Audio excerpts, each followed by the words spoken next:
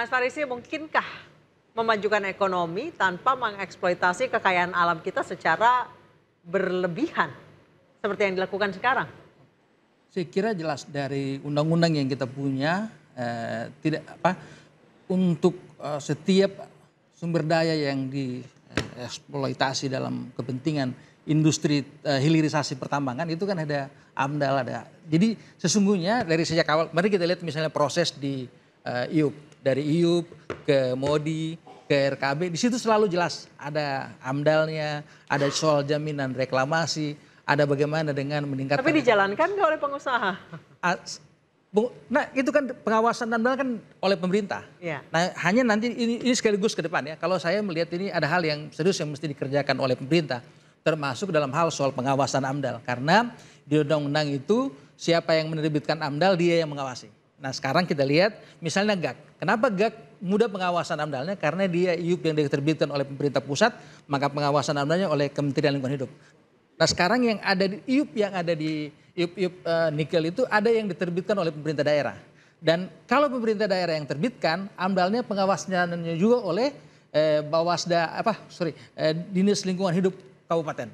Nah berarti ini yang mesti dilakukan. Artinya kalau saya melihat jalan kita untuk menuju sejahtera adalah memaksimalkan sumber daya yang kita punya. Setiap negara tentu punya banyak jalan.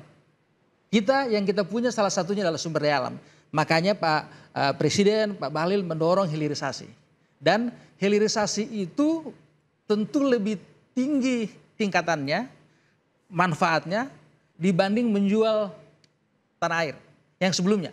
Sebelum hilirisasi itu kan kita menjual nikel dalam bentuk ore nikel. Tanahnya orang sering menyebutnya menjual tanah air. Sekarang tidak boleh dijual.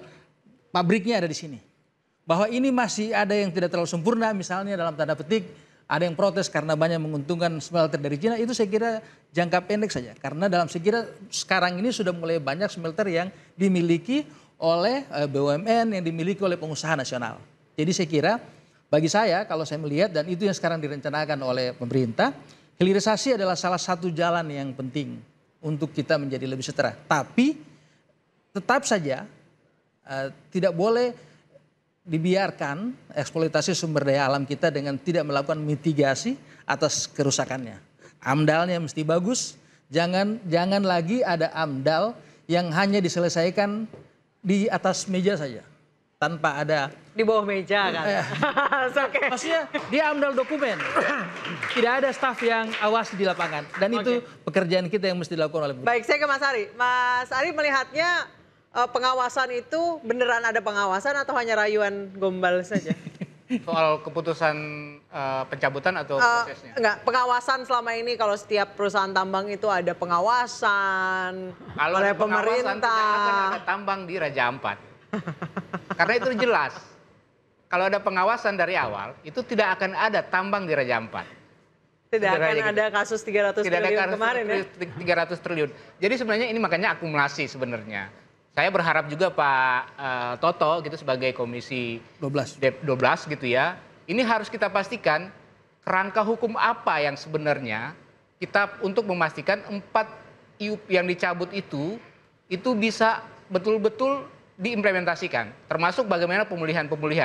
Karena kasus Chef Raja Ampat ini adalah kemarahan lama yang sudah terjadi di Sulawesi Tenggara, di Utara. Sudah akumulatif ya, dan kemudian tiba-tiba di Raja Ampat yang bagus itu akan dihancurkan, sehingga kemudian kemarahan ini yang kemudian meningkat, yang kemudian Chef Raja Ampat itu menjadi menggema. Dan yang paling penting adalah yang solusi apa yang akan diambil oleh pemerintah.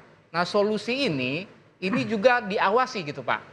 Karena yang paling penting kita memberikan harapan, tapi kalau harapannya harapan palsu, ini akan menjadi kemarahan yang lebih besar. Kemarahan yang kedua.